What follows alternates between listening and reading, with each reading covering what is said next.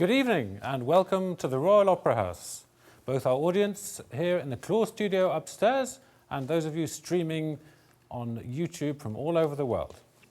My name is Guy Dammann, and thanks for joining us for a very special Insight evening here, where we're going to be getting further inside the new opera by Thomas Adès, The Exterminating Angel, ahead of its UK premiere in the Royal Opera House in April. The Exterminating Angel is Thomas Adès' third opera, and it's inspired by Luis Buñuel's film of 1962. In Buñuel's film and Adès' opera, a collection of high society grandees find themselves trapped inexplicably in a room after a dinner party. Their thin veneer of sophistication quickly cracks.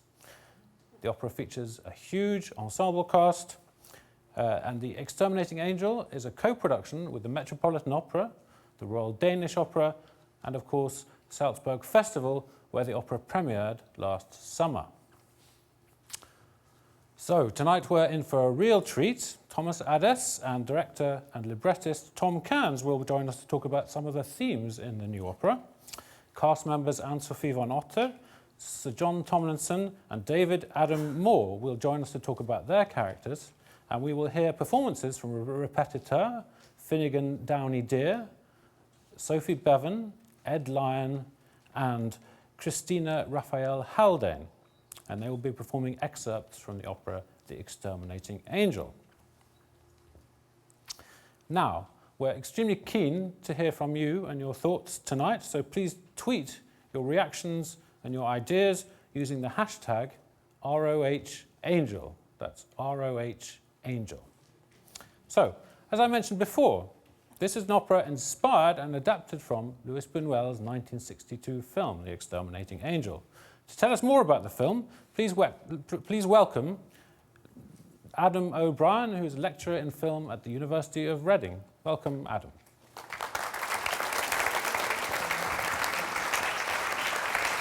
Thank you very much, and thank you, Guy. Orson Welles famously called Luis Buñuel the most supremely religious director in the history of the movies, a claim that was no doubt intended to raise eyebrows.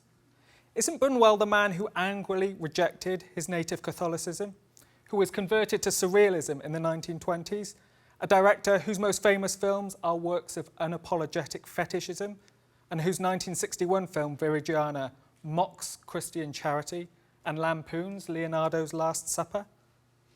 What seems to have captured Welles was not so much the message of Buñuel's films, but their mode of address.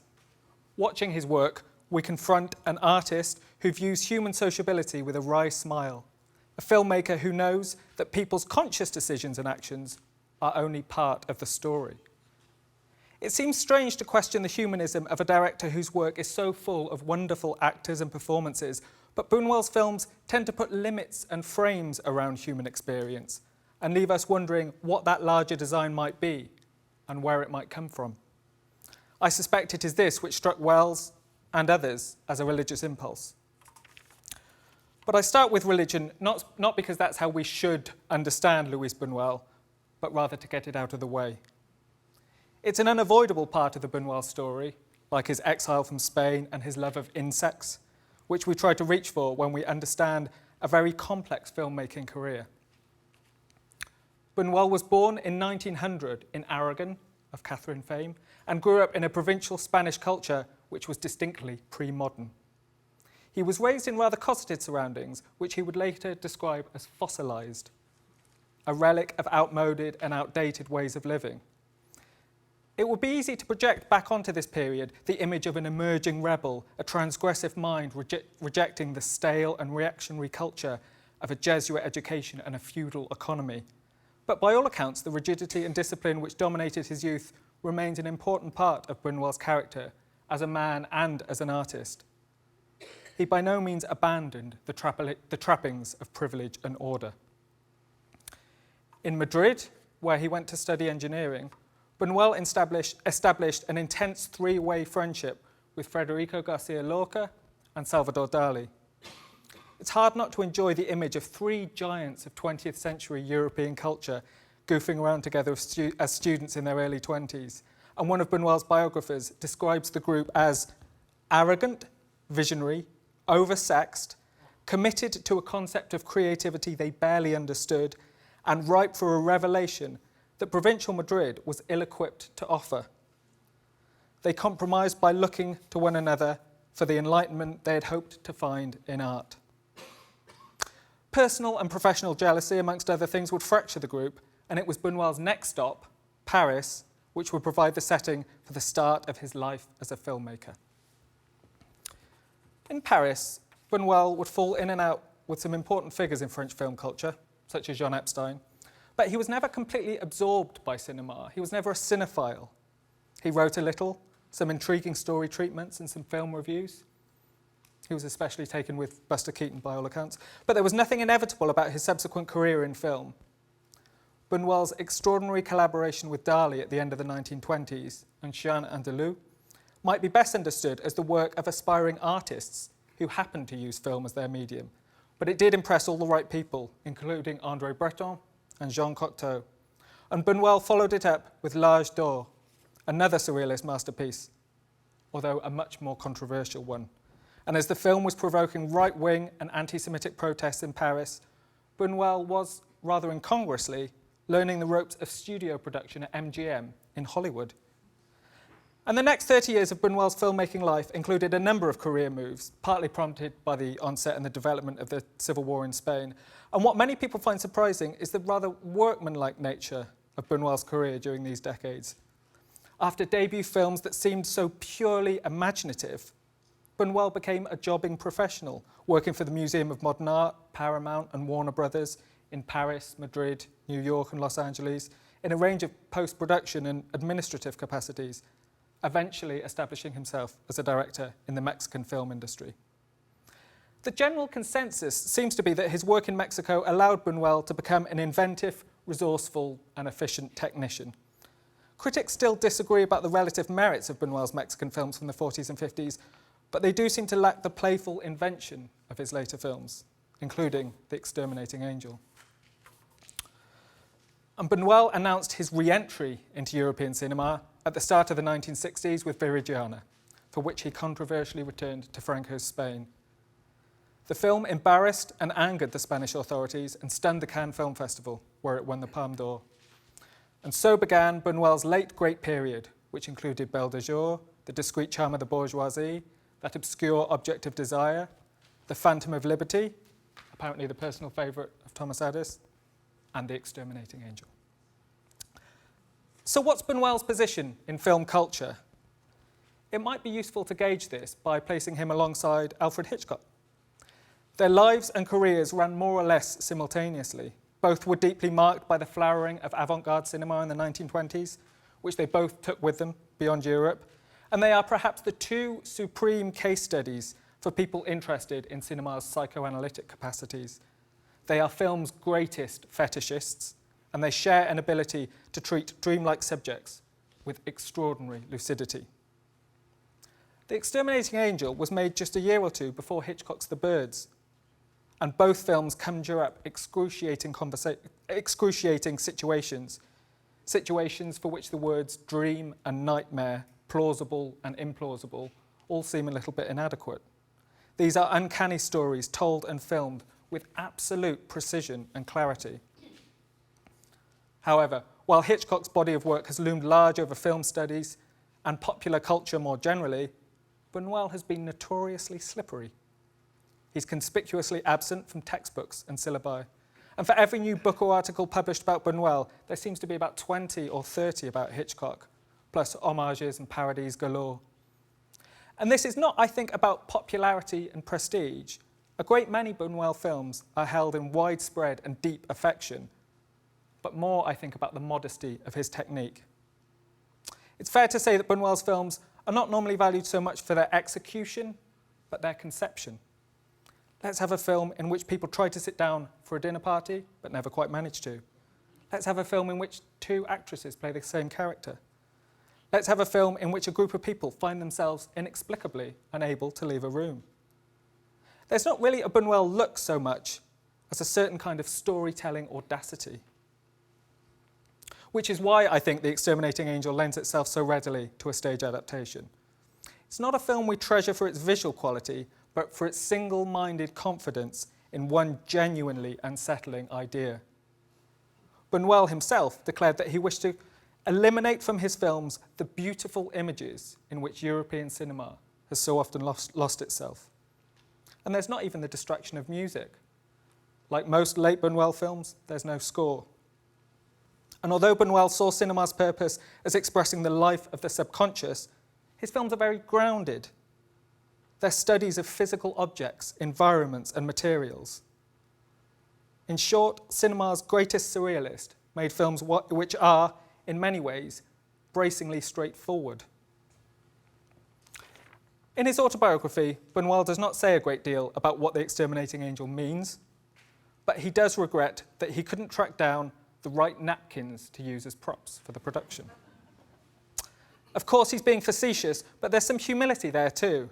For all its profundity, the film is not a message or a symbol. It's a collection of startling ingredients, of bodies and gestures and props and social rituals. All it needs is some music. Thank you.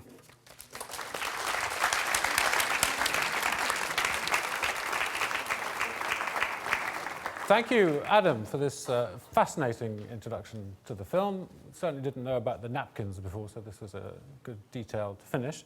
Now we're going to welcome 3 members of the cast of the opera. So please join me in welcoming John Tomlinson and Sophie von Otter and David Adam Moore.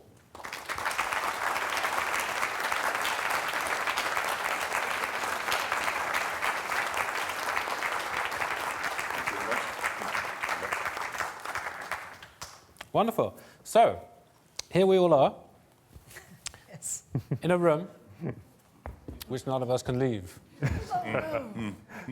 for the next few We've had minutes at enough least. of that for today. Yeah, exactly. So, as we've been hearing, this is a film in which, in many ways, looms large in the public consciousness. It's a well-known film, particularly the main idea of this people trapped in a room. But you're engaged in well, you've been engaged in creating, participating in the creating of a new opera. So, how important was it to you to know the film beforehand? Did you perhaps try and avoid the film if you knew it already? How did this participate in your experience of playing these characters? Perhaps we could begin with you, John. Yes, well, I certainly saw the film, and I think in this case, sometimes I avoid the sources of a piece or the previous versions of a piece or sometimes I do avoid that. But in this case, I got to know the film, not that well, but I saw it 2 or 3 times. It's a wonderful film. I would just point out one difference between a film and the opera. I mean, there are many differences, of course, but one difference from our point of view is that in the film, the camera focuses, because the 14 soloists were basically trapped in the room for the whole of the opera, which is a unique situation anyway. We've never been in a cast before where there are, well, at least 12 of us for the whole piece there the whole time, and the whole of the rehearsal period for 6 weeks or whatever, we are there every minute of every rehearsal for 6 days a week, for 6 hours a day. So we drive each other crazy. Just to say that in the film, the camera can focus on a conversation between 2 or 3 people, and then it can expand, and then it can focus again on another area. Of course, on the stage, we are there the whole time. We are visible, and so we are involved in the performance every second. We have to be alert, we have to be alive, we have to be in character, of course, for the whole time. So that is a difference, seems to me, between the film and the opera. The opera, you are seeing everybody the whole time. Yes, that sounds good. So, Anne-Sophie, how did you experience this aspect? Is this a film you knew already, or? I did know it because I've been in another production where the director said it was a creation. It wasn't a set piece. It was something that was being created. And so the director said he had as an inspiration this particular film of people from the upper classes, bourgeoisie, who cannot leave a given space. And so he said that if you want to have some meat on your bones before we start rehearsing, you could watch this film. And I've read several times that this film, and Buñuel is somebody who people are inspired by. His surrealism and absurdism is very important to many people, and I can see that when I see the film, because you don't understand a lot. You don't know why they can't leave the room, that we don't know what they're doing, what they're saying, they sort of talk past each other, and you think, why? But that's not really the point. And in this interview film I saw with Buñuel, he doesn't answer those questions. And I like that, because it makes your own brain. You have to think for yourself. Of course, in this production, we have the wonderful music of Thomas Adès, and Tom has been thinking. He has been inspired by the story, and so he has given us a lot of food for thought in the way he's orchestrated and written our lines. We don't really know what or who the exterminating angel is. Not a clue. So in a way, we're all operating without understanding what's going on. But David, perhaps you have perhaps you had more insight into this. That's the nature of the piece. No, I don't. Tell us. No, I mean, I studied the film quite carefully. I had not seen it. I was not aware of it before learning about this project, and so I wanted to certainly have a thorough understanding of the film, of the world of the film. But yeah, there are many. I love what Anne-Sophie said about the fact that there are many unanswered questions. There are many events that are very remarkable and engaging that happen within the story, but are left completely unexplained, and that forces us to a new level of creativity as performers, to either let these questions be or to fill in the gaps in some way, even if we're just doing it within our own minds in order to make the behavior natural and human.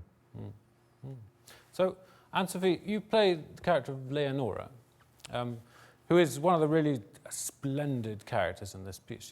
She has real kind of rich, expressionist music. She's what we call in English a bit of a fruitcake. She has the advantage in a way of the other characters in that she's kind of mad before things start. So, did you feel this, or did you feel in a way that she's the one sane character? Yeah, no, in the film you can't. All the ladies look alike in the film. They all have the same kind of hair. I could never tell who was who. But for me, I think she's an older person. She is a single lady, whether she ever had a husband, and she's sick, or she thinks she's sick, and so she has a doctor, and she develops a crush on the doctor, and. So I don't know whether, I see a lot of older people who probably when they were younger kept themselves together, and I may be one of them, that you are so much more self-aware, what you call it. You look at yourself with a very critical view, you try to be... Self-conscious. Thank you. When you are younger, and as you grow older, maybe things happen to you, but you lose a lot of that self-control, and you become maybe the more fruitcakey parts of yourself without necessarily being a crazy person, but you allow a lot of that out. I see that in quite a lot of older people. They start talking, differently and being, oh, what an ugly something you're wearing. They can be much more honest. Uninhibited. Yeah, and so I feel a bit uninhibited in this role. So I try and make advances on my doctor. She's rather clingy. Well, in fact, you kiss him on the mouth. And, I do. And is this acting, For or have you always... a very long time, thanks to Tom Adès. Aren't you giving away the secrets of the production? Well, I was just wondering if it's something you've always wanted to do anyway. Of course. Is that addressed to me, or is it addressed to Anne-Sophie? Well, perhaps we'll let that one lie. Yes. But so John, you are Leonora's doctor, the esteemed Yes, I am. doctor. Yes. I'm everybody's doctor, actually. Yeah. Yes. Because in fact, you're presented as being the man of science, the man to whom people look for logical explanations. And in fact, your diagnoses seem to take the form of telling people they're about to go bald, or everything comes on the Yes. fact that people are going to lose their hair. That's a rather strange way of speaking. You know, it's another word for death, basically. That when somebody's will be going bald shortly, Spanish it's idiom. my way of saying that they don't have long to live. But yes, I'm sort of have stewardship over the group. Well, I try to keep everybody well. Unfortunately, some members of our group don't make it. Signor Rossell becomes very ill, and I cannot save him. And the two young lovers, as a reaction to this torment of being trapped in the room, it's interesting how everybody reacts to this torment, as it were, in a different way. So certain people start off very arrogantly and then become frayed at the edges and completely become neurotic and so on. The two young lovers, very much, it seems to me, turn to themselves and are consumed with their own love of each other, and they don't make it, they don't survive the piece. I don't want to give too much away. Exactly, spoiler alert. And so, yes, I think the role of the Doctor very much is to retain civilized values, particularly at the end. You know, murder comes into it. I mean, very dramatic, extreme things come into this piece. After a number of days, we're dying of thirst, and we break open a water main to drink, and we kill an animal to eat, and so on. So we're dealing with extremes, and at the very end, I'm the one frantically trying to keep ethics and moral values, and civilized values in the group. But I also myself am becoming more and more frustrated, more and more desperate in these extreme circumstances. And so, David, you play the Colonel Alvaro Gomez, who is a military man, obviously, the youngest colonel in the army. And the role you play, in a way, is a little bit of a lightning conductor for the action, in the sense that you're the first to notice that nobody's leaving the room. Yeah. And in fact, you take advantage of this fact by trying to seduce your hostess. So how did you approach this role? Well, I think the relationship with the hostess is sort of an open question. I think of it as something that maybe brought me to the dinner party to begin with. But once again, this is one of these areas where we fill in the cracks. I like to think of it as an ongoing affair because we seem quite familiar. But yeah, I think the Colonel is the most situationally aware of the group, and also as the civilization or the social order begins to break down within this group of people, the Colonel seems to maintain his sanity, I'd say, along with the Doctor. Yeah, but I would say of everybody, you are the one who stays very much the same throughout the piece. You withstand the rigors of the piece. He almost has a degree of comfort in the situation that the other characters don't, and which I think would indicate that he actually has experienced a combat scenario of some sort. But at the same time, there's a very Buñuelian moment when another character, Blanca, says, "You're the youngest colonel in the army, and do you not thirst for honor and glory?" And he says, "Blanca, I can't stand the noise of gunfire." It's actually one of the first lines in the movie. He says, "Blanca, I can't stand the noise of gunfire." So yeah, as Tom Cairns so eloquently guides us through this story, you know, a lot of times we look at moments like this and we just say, well, Buñuel. It's a very Buñuelian moment. And in fact, so you're sensitive to gunfire, but you listen to this sonata that's performed in the opera by Blanca, and you say, "Oh, what was your interpretation of that pizzicato?" Pizzicato. This is the one piece of music technical. And I get to say that to Sir Thomas Allen, of all people. And of course, being the conductor, Alberto Rock, he corrects me, not pizzicato, Colonel, not pizzicato. But then you get your own back, because you say it would have been better off if he were the one that died. Because after all, what's one less conductor in the world? Exactly. At some point, I have it in for him. He goes on a long journey because he starts off very charismatic, you know, the great conductor. with a worldwide experience, worldwide fame, he ends up Pantless. tottering around in his underwear, and so he ends up in a rather desperate state. Yeah. So there are no lead roles. You're all leading artists in your own right, but there are no lead roles. This is very much an ensemble piece. Yes, very much. There are 15 lead roles, I would say. That's another way of putting it. And so the piece was premiered in Salzburg last year. And I think there was a long rehearsal period in which the intensity and perhaps the kind of slightly surreal character of Salzburg as a city played a role. Could you describe a little bit how it was putting this piece together for the first time, and perhaps also refer to how it is rehearsing it now?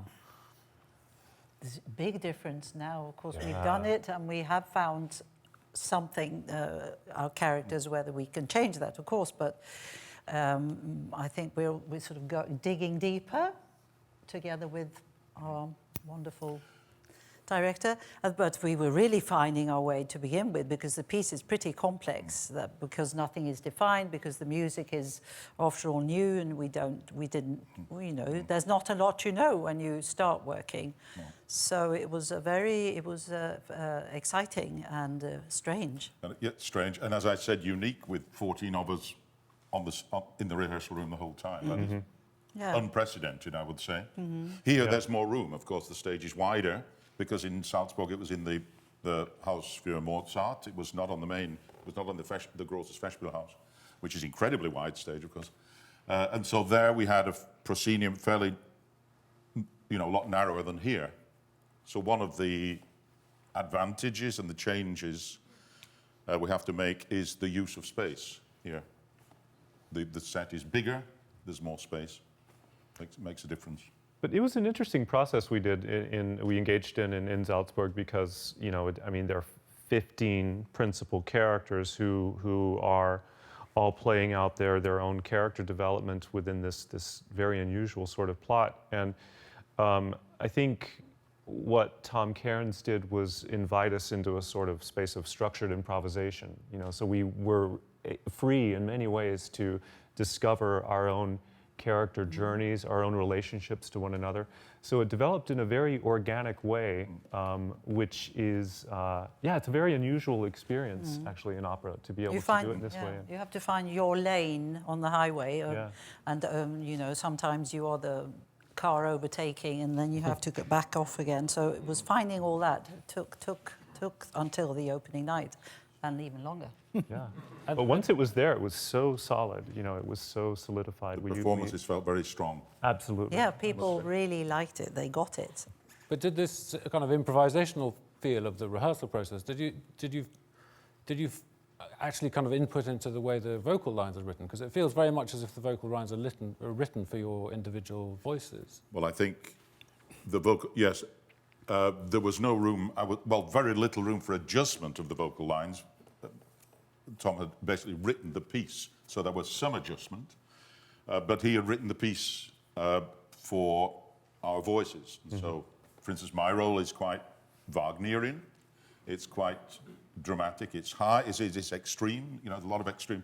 It's high and it's low, and it's quite a virtuosic thing. So, and I think most of the roles are likewise. I think. Yeah, absolutely. Yes, it's tailored, but one would maybe think that if you work with a composer, you have to ask Tom Adès about this, but I've begun to understand that a composer doesn't just, write something and then we can fiddle around with it and tailor it once the rehearsals have started. They really sit and they really get a whole structure, a building, and if you start moving the walls, it doesn't, for them, it doesn't work like that. Can we change maybe the key here, or can we change the pitch or can I start later, or, no, it is a structure. And this is fascinating how somebody can build something like that. So I hope you'll talk to him about that. But the roles, I think, for all of us feel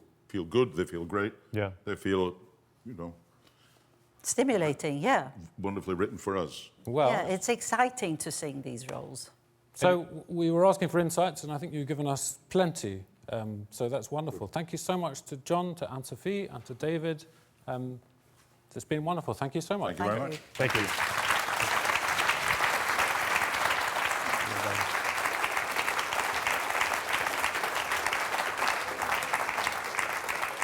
So, just to remind you, we're being joined live by audiences streaming through YouTube all over the world, including from Mexico and from Spain. And don't forget that those of you watching via YouTube, please use the hashtag ROHAngel to tweet any ideas or responses or just thoughts that you happen to have. But now it's time to welcome the composer and also conductor of The Exterminating Angel, Thomas Adès.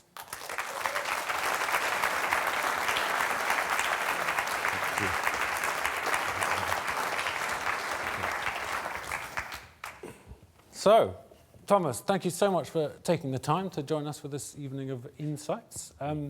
You are, of course, busy here rehearsing with the orchestra and with the singers for the show. You also have a concert coming up on Saturday, a full day of concerts at the Wigmore Hall. Yes. Do you not rather envy the characters in this opera a little bit and just kind of, I wish it would all just stop sometimes? No, I'm enjoying it. It's nice to be among people out of the house, because writing the opera, one was quite on one's own most of the time. So that's always enjoyable, and I love the whole process of watching it become a reality on the stage. This one, it reflects the actual action of the piece. In a way, you sometimes think, why are we here? I mean, a lot of the time you might be waiting, because one little detail, as John said, would be being worked on in a corner by the director or assistant director, and everybody, all you really would see is 30 people in a room for no apparent reason. So there's a bit of a knack at working out where the actual thing is happening sometimes. So we're going to talk a little bit about the music, and the piece begins and ends even before people have sat down, in fact, with the sound of bells.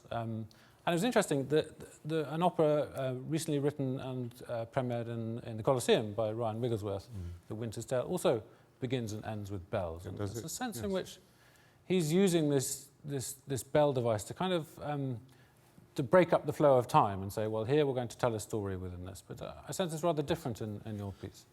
I think of sound in Buñuel films particularly or music as mostly bells. I mean, he very rarely used a soundtrack, certainly in the mature film. I hope I'm right in saying that, correct me. But you do have the sound of bells. In fact, the film Exterminating Angel begins with bells. If you think of Tristana and these other films, there's bells all the time.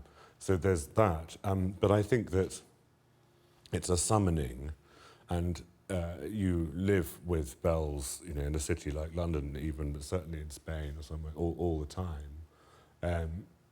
And I think they do something very odd to one's day to hear a church bell. It's not just another sound like a bus or something. It does something quite different. I suppose it makes me very aware that bell has probably been ringing for centuries, before I heard it, and will presumably go on for centuries after. And so that, of course, telescopes one's sense of time into more of a sort of the unchanging, the eternal, or if you like.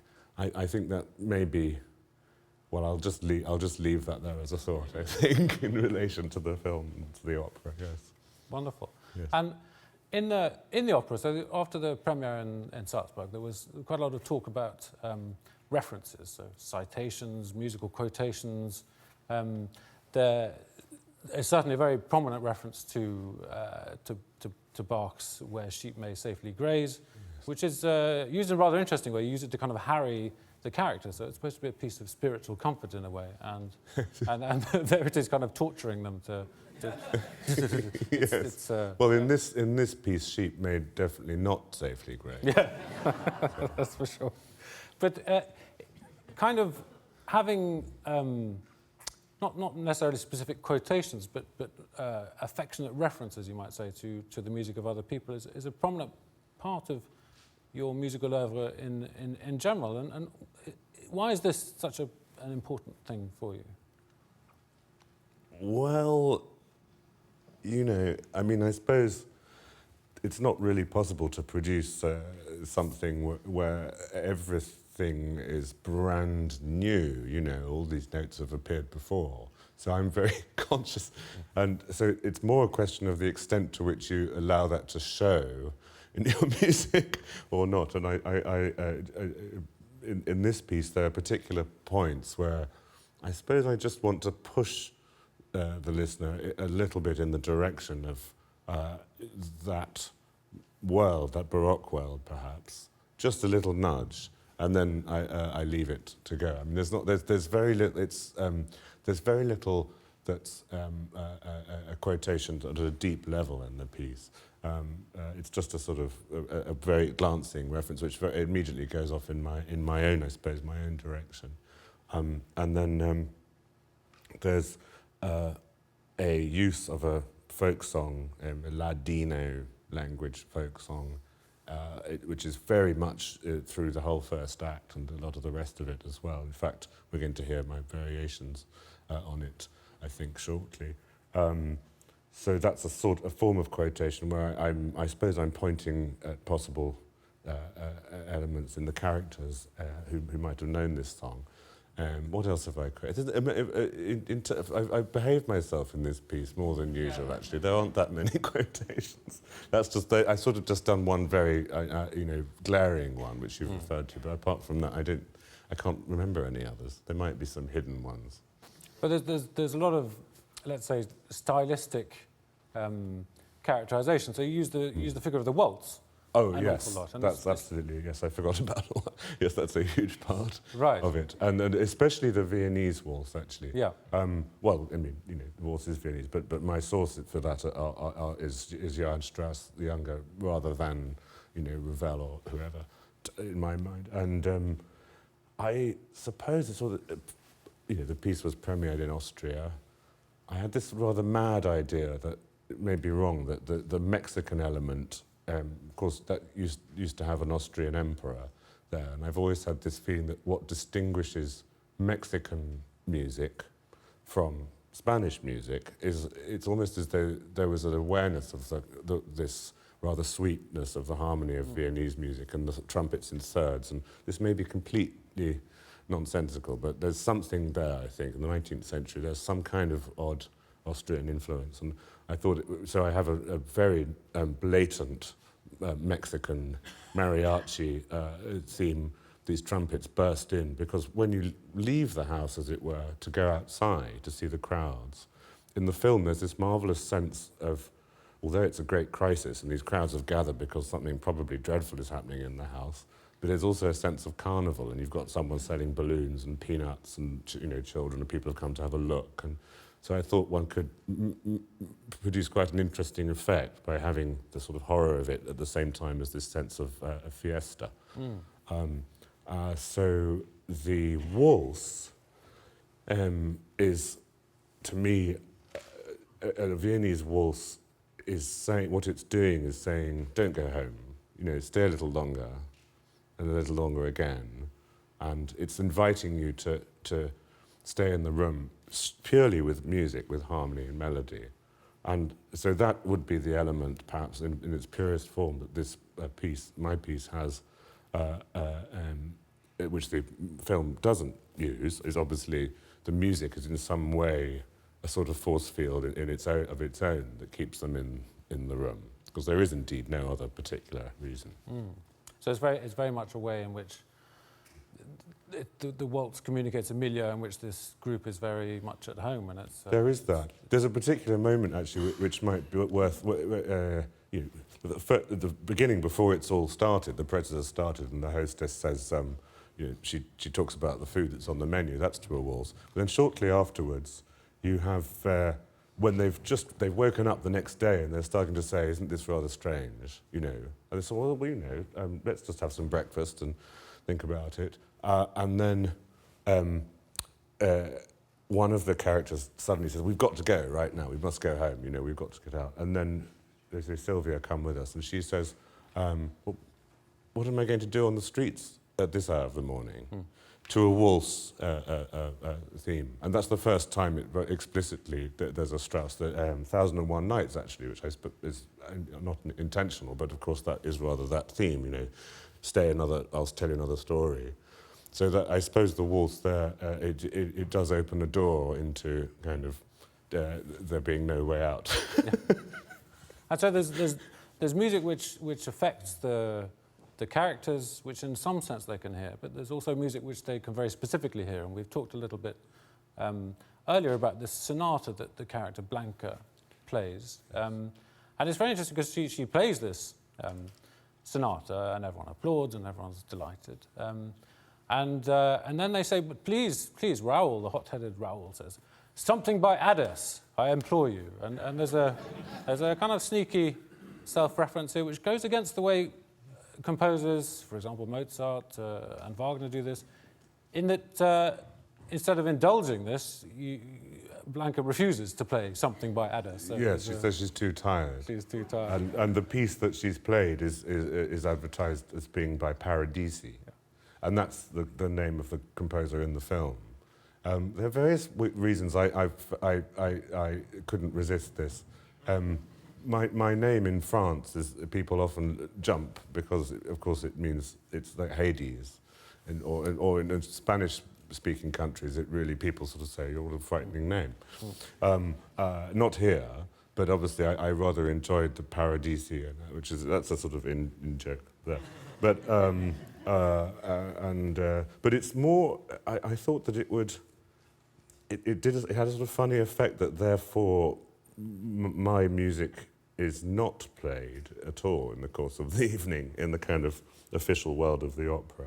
I mean, you know, I might be a fictional composer. Paradisi is a sort of slightly fictional composer, maybe, I don't know. So in the opera, there's no Adès, you know. That's just something for us. So. And though Paradisi composes some really rather lovely music, and we're going to hear that now with repetitor Finnegan Downey Deer is going to perform the Paradisi Sonata from Act 1.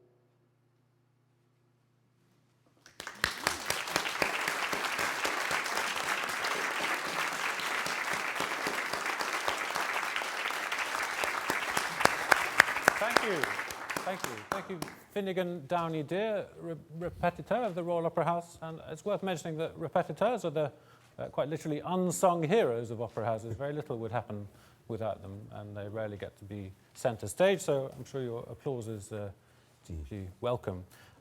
So in addition to having the composer Thomas Adès, or is it Paradisi, in the room with us, we also have Sophie Bevan and Ed Lyon, who's been busy turning pages, who sing the roles of Beatrice and Eduardo. And they are unusual characters in the context of the opera because they're actually quite likeable. They behave quite naturally. And the strange way in which it is introduced, because everybody is introducing each other at the beginning of the opera, or some way into Act 1, is they play a kind of role play in which they introduce themselves to each other and ask what their names are and how old they are. And it turns out they're going to get married at the weekend. So we're going to hear their first duet together from Act 1, accompanied again by Finnegan Downey Dear. So please join me in welcoming Sophie Bevan and Ed Lyon.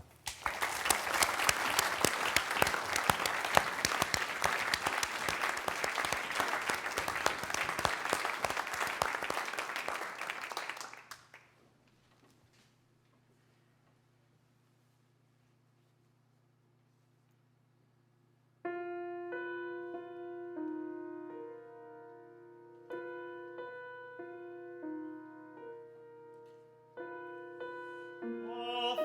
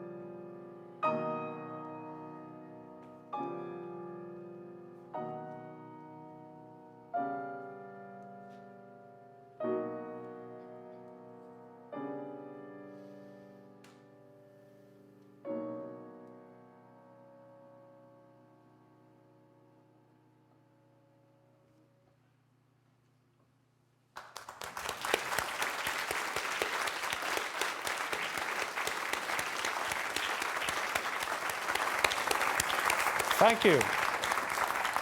Thank you, Sophie, Bevan, and Ed Lyon. And I hope no one actually went to sleep in the audience, because that was very, very touching. So, as I said, Thomas Adès, in a way, these are the most sympathetic characters in the opera, or are they there to kind of draw the audience's sympathies, or are they there to kind of represent a kind of ideal union to which none of the other characters can get? I mean, when one's writing it, I don't think of they're all my characters. They're also, I mean, they're Buñuel's characters, but they're my characters for the course of this. And I'm fond of all of them, really. Even they're all humans, and I think they're all very understandable. I mean, these are the most tragic characters, of course. I mean, without going into any, but and yeah, I mean, why Buñuel has the young lovers in the house, I don't know, but I mean, the whole thing, the kind of form of the guests, the spread of guests he has a wonderful roundness to it. Actually, I mean, it is in some ways a random group of people, but they have there's some kind of world, a completeness to the whole thing, and I think you have to have this love story. I mean, they are the most touching ones, but also because their approach to the situation, which is suddenly their motives to do anything have been switched off by an invisible switch, and in a way they just say, well, that's really it. You know, we've found each other, and there's nothing more to be done about it. You know, so but the others are all run around like headless chickens as the thing goes on. So I suppose they are particularly sympathetic, but I don't have favourites. And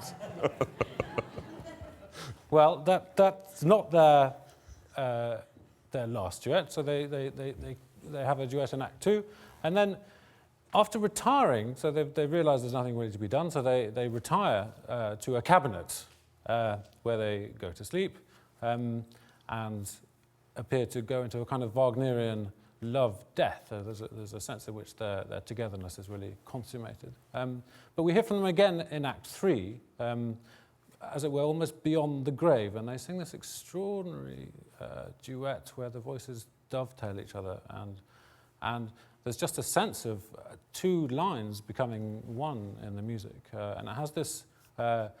John Tomlinson was talking earlier about the way in film that the camera can focus in on something, and of course you use the music to do this thing of getting away from the wide angle and suddenly focusing on the internal, deeply intimate life of these two characters. So perhaps before we talk about that, we could hear again from Sophie Bevan, Ed Lyon, accompanied by Finnegan Downey Deer.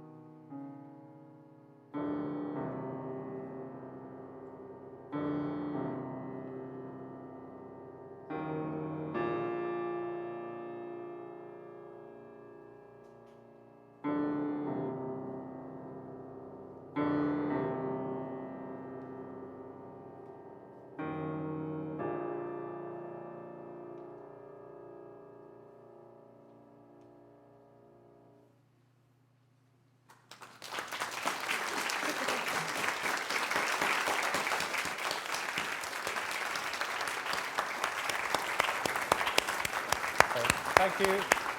Thank you again. Thank you again to Sophie, Bevan and Ed Lyon, accompanied by Finnegan Downey Deer.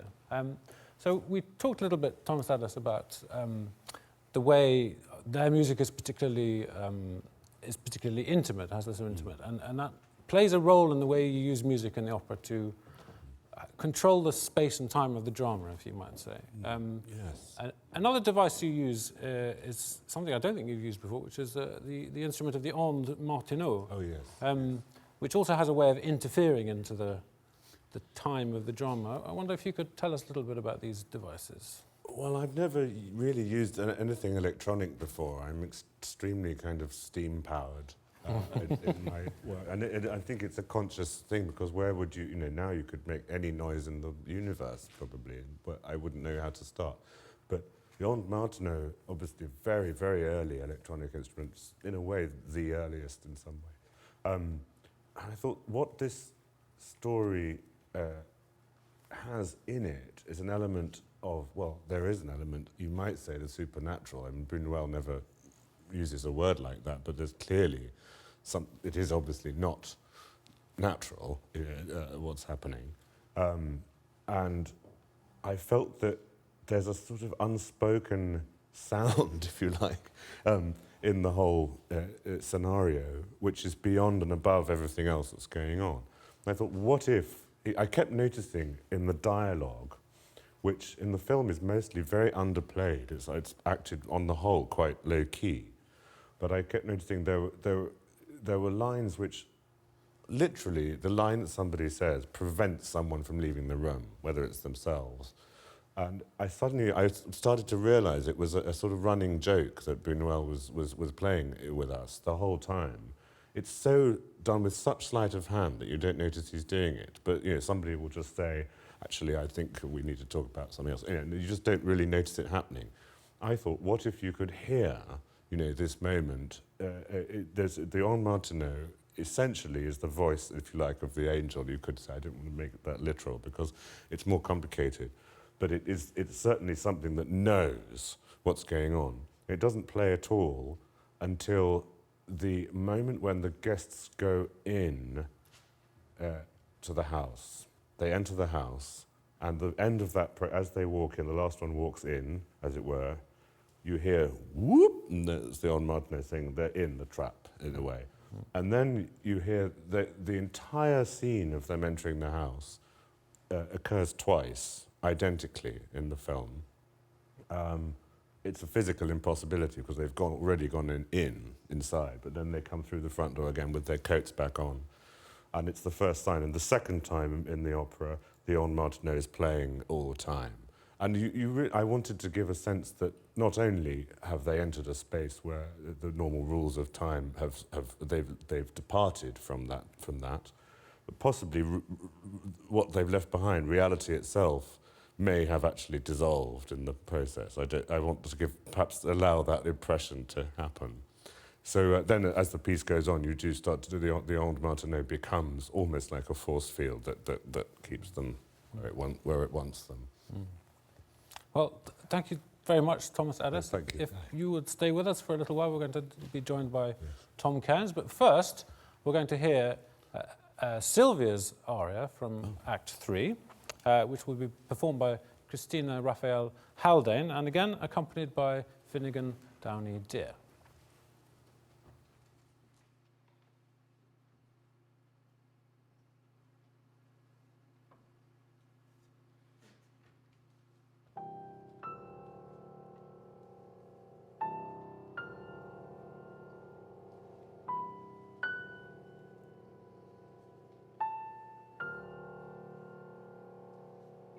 It's very late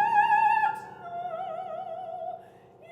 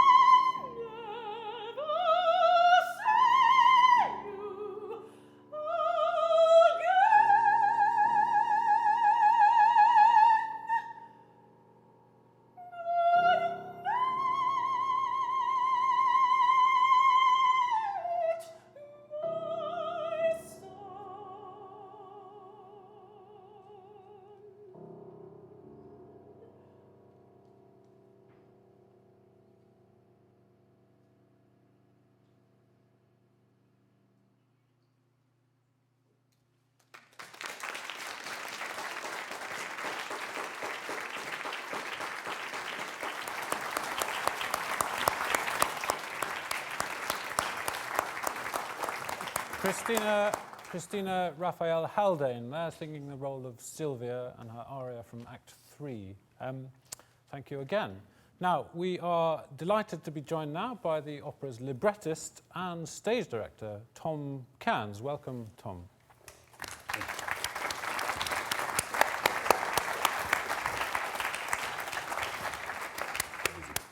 Wonderful. Thank you for being here. So, this terrifically moving song by a character who's perhaps one of the least sympathetic in the opera, in the sense that she even refers to a train crash and talks about herself as somebody who was unmoved by the spectacle of a concertinaed carriage with lots of innocent people. And now in this aria, she's cradling a carcass of a lamb, which is delightful, of course. But it has this extremely moving effect. But there are sheep in the film, there are sheep in the opera, there are sheep in the music, there are sheep on stage. What's with all the sheep? Blame Buñuel. No, I suppose you could say that the final image of the film is one of the great Buñuelian iconic images of the flock of sheep running into the cathedral, where in the film the cast of guests have gone to give thanks, and the cycle strikes up again. The force that keeps them all there begins all over again, and the last image is of sheep. It's very interesting because there's really been no discussion of sheep much within all the attempted critiques or analysis of the film. I'm not saying this to get out of defining what they're supposed to be, not that I know particularly, but people just seem to accept that they are an incredible force. And people have tried to define it as, a symbol of Christianity, and there are various attempts, but really, and it is, I've searched over the years, and Buñuel himself has said almost nothing about it, about sheep. I mean, having them, of course, is all sorts of, there are lots of interesting things that happen to us because we have live sheep in the production. And that brings its own problems, put it like that. As John Tomlinson said to me the first day they arrived in Salzburg, and there was a fairly decent mess on the floor at one point, and he said, the sheep live in fear, that's what they do. Which is rather apt after what they'd just done all over the stage. Also it strikes me that when you look at any kind of animal or nature is in a kind of eternal present in a way. A sheep is not, particularly thinking about what happened last week or what's going to happen this week. It's just there. It just is what does what it does.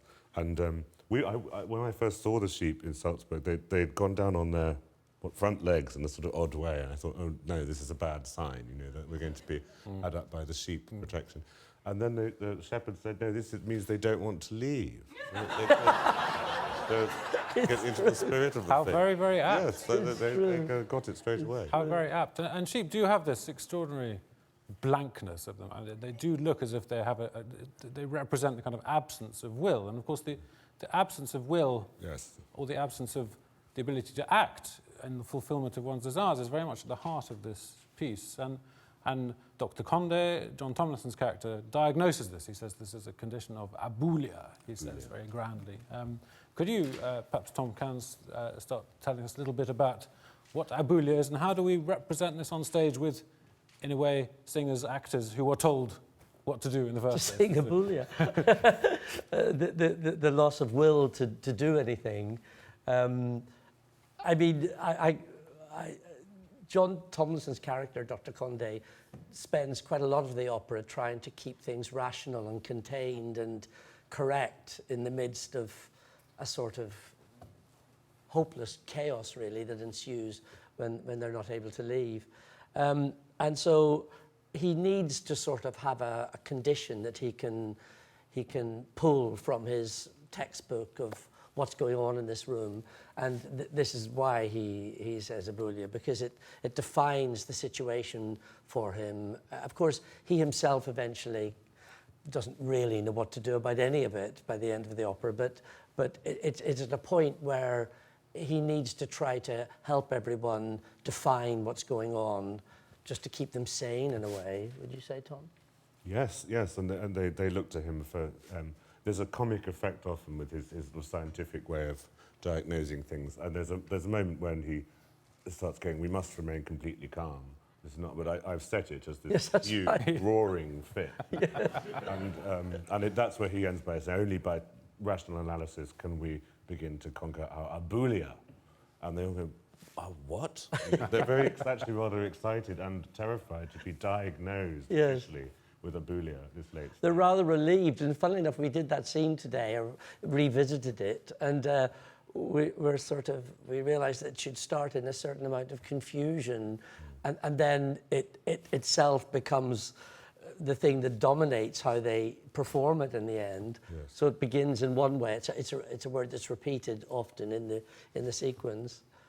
But in a way, Dr. Condé's point that rational analysis is the way is precisely the wrong point, because it's rational analysis that's keeping them trapped. And in a way, this is one of the problems, surely, for staging the opera, in the sense that the barrier, there's no physical barrier preventing these people from leaving the room. The barrier is psychological, and yet this needs to be represented on a stage. So how was this problem fixed? Yes, I mean, the set, I suppose, in one way should be a room, and they're in it.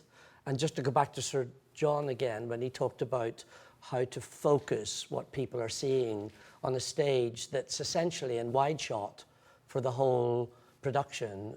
And if you saw that in a movie, it would become a bit tiresome. You want to go in close and focus on a conversation or a moment of anguish where you want to see someone up close so you can really get under their skin and feel what they're feeling in a way. And that was the challenge, really, that the designer Hildegard Beckler and myself had, which was how to help the audience know where to look in a way. Because I must admit, when we first put lights on the production, all the singers had done such an enormous amount of detail with their performances, and had really tried to carefully define at any given moment. And with a cast like this, of course, that's rather thrilling. But when we first put lights on stage, somebody would start to sing, and you literally, in a large opera house, you think, is it there? Is it here? Because you're normally used with a duet or a solo or a choral scene or something. So in the end, rather than putting a room on stage and showing the whole thing in wide shot, although that's still the case, we decided that somehow the design and the set and whatever we're calling the room, or more to the point, the way of getting from the room outside, whatever that device was, needed to be flexible so that we could, in a way, help and assist people in what they should focus on. And so there's a lot of quite slow, mostly imperceptible movements. So if someone's playing the piano here, once that moment is finished and once the group of people are there, they either wander away, or the actual part of the room that piano is in just slowly drifts away, so it would end up over there. And the audience, I hope, are not aware of this. They're not thinking, where's the piano gone? It's not done like that. But as that's drifting away, something else is here, and in other words, your focus is brought to the new part of the scene that needs to be played out. So one of the wonderful things, presumably for a stage director, for a composer, is that these are high society figures. You can display the glamour of high living. At the same time, there's a Schadenfreude element that you show these characters falling apart, and it's often said of the film that this is what it's about. It's about the kind of collapse of the veneer of civilization. But there's another sense in which, and we'll have to be brief with this, I'm afraid, but there's a sense in which the characters, as in any opera, become more themselves during the course of the action. Is this something that kind of inspired you during the course of setting the opera and composing it? Well, I think it was Sophie von Otter who said earlier that as people get older, sometimes they're more frank, they're more open, they don't care so much, they're not so conscious of what other people are going to think. And although this is not that, it's a version of that in a way, that people, having lost their they're bourgeois moors, if you like, because everything is falling apart. You know, it doesn't really matter so much that your Balenciaga dress is sitting perfectly at a dinner with cut glass and Cartier watches, that those things become less and less important, and you could say people's true personality is allowed to escape more. I think that's what you're referring to. And for you, Thomas Adès, as well, there's a sense in which the composers really grow into their vocal parts in a way. The characters? Yeah. Yes, I suppose so. I hope so. And you can get deeper and deeper into them. I mean, at the beginning, all they say is their own names and then the word enchanted over and over. But there's an implication that a lot of them don't know each other very well. But by the end, they know each other, you know, all too well. Well, on that note, we would like to say that brings us to the end of tonight's insight into The Exterminating Angel. And I hope you'll agree that it's been a particularly insightful evening. Thanks very much to Thomas Adès and to Tom Cairns. The Exterminating Angel has its UK premiere here at the Royal Opera House on the 24th of April. There are only a few tickets left, so if you want to be in the audience, you better get on the Royal Opera's website, which is roh.org.uk. A last thank you to all our guests tonight. We've had Adam O'Brien and Sophie von Otter, David Adam Moore, John Tomlinson, Sophie Bevan, Ed Lyon, Christina Raphael Haldane, Finnegan Downey Deer, and of course Tom Cairns and Thomas Adès. Thank you to our wonderful audience here today, or this evening rather, at the Royal Opera House, and thank you to all of you all over the world watching on YouTube. Thank you.